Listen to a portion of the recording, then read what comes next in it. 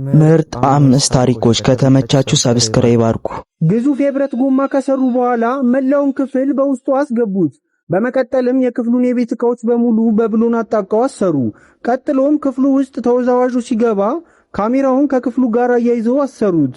ከዚያም ሞተሮቹ ጎማውን ማሽከርከር ሲጀምሩ ክፍሉና ካሜራው አብረው እንዲዞሩ ተደረገ። በወቅቱ የስበት ኃይሉ ተወዛዋዡ ባለበት እንዲቆይ አድርጎት ነበር። እንቅስቃሴዎቹን ከክፍሉ መዞር ጋር በትክክል በማጣጣም ከወለሉ ወደ ግድግዳዎቹ መዝለልና በመጨረሻም በኮርኒሱ ላይ መራመድና መወዛወዝ ቻለ።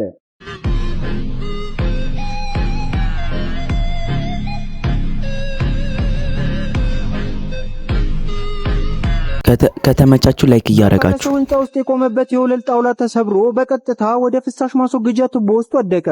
ውሃው ውስጥም ሲያርፍ የማዕበሉ ፍሰት ወደ 1 ማይል ያህል ርቀት ጠርጎ ወሰደው። በዚህም ምክንያት ሙሉ ጨለማ ውስጥ ተከቦ ቀረ። ከ100 በላይ የነፍስ አድን ሰራተኞች ተንሳፋፊ ካሜራዎችን በመጠቀም በቱቦቹ ውስጥ ፍለጋ አደረጉ። ከ12 ሰዓታት በኋላም በግድግዳዎቹ ላይ የጭቃ እጅ ምልክቶችን አዩ። እርዳታ ፍለጋ የሚጮሁበትን ድምጽ ወደ ሰሙበት በአቅራቢያቸው ወደሚገኝ ክፍት ቦታ በፍጥነት አመሩ። የሚይዘውን ገመድ ወደ ታች ከወረወሩለት በኋላም በመጨረሻ ወደ ላይ ጎትተው አወጡት። በፍሳሽ ቆሻሻ ተለውሶ ነበር፣ ነገር ግን በህይወት ተርፏል።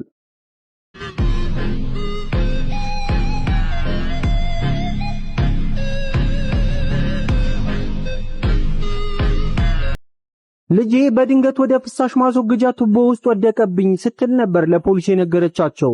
ስለዚህ የነፍስ አድን ሰራተኞቹ በህይወት ያለ ሰው ለማግኘት በከፍተኛ ተስፋ የቆሻሻ ክምሩን ለሰዓታት ሲያገላብጡ ቆዩ። ነገር ግን በውስጡ ምንም አልነበረም። ምክንያቱም ሴትዮዋ የፍሳሽ ማስወገጃውን የደፈነው ቆሻሻ ሰላም ነስቷት ነበር። ሰዎች ቀደም ሲል ስለዚህ ጉዳይ ቅሬታ ቢያቀርቡም ምንም የተቀየረ ነገር አልነበረም። ስለዚህ ይህንን የሐሰተኛ አደጋ ጊዜ ጥሪ ፈጥራ ለፖሊሶች ተናገረች። ከጥቂት ሰዓታት ፍለጋ በኋላም ቱቦው ሙሉ በሙሉ ጽዱ ሆኖ ቀረ።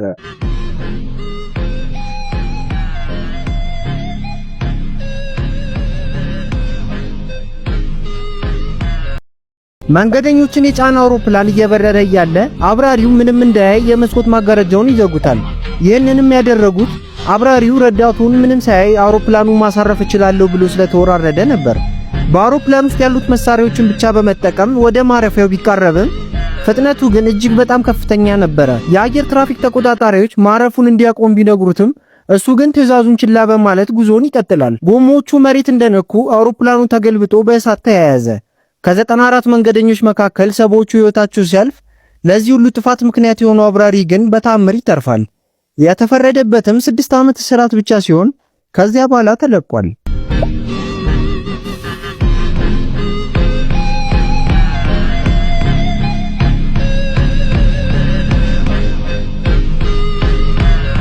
በደረሰባት የባሰ አደጋ ምክንያት ሁለቱንም እጆቿን አጣች። ሰው ሰራሽ እጆች በጣም ከባድና አስቸጋሪ ስለነበሩ የእውነተኛ እጅ ንቅለ ተከላ ለማድረግ ትመዘገባለች።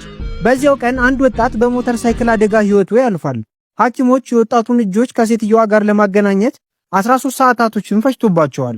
እጆቹ የወንድ ስለነበሩ መጀመሪያ ላይ ትላልቅና ቀለማቸው በጣም የጠቆረ ነበር። ነገር ግን በጊዜ ሂደት እጆቹ ቀለማቸው እየቀላና መጠናቸው እየቀነሰ በመምጣት የሴት እጅ መምሰል ጀመሩ። አሁን ላይ ሐኪሞች የእርሷ የነርቭ ስርዓት ጡንቻዎቹን ቀይሯቸው ሊሆን ይችላል ብለው ያስባሉ። ነገር ግን ይህ ለምን እንደተከሰተ በእርግጠኝነት የሚያውቅ የለም።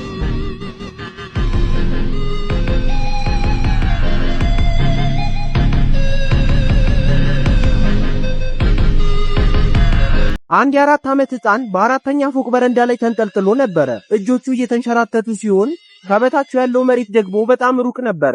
አንድ ሰው ይህንን ተመልክቶ ያለምንም ገመድና ደህንነት መጠበቂያ ህንጻውን መውጣት ጀመረ።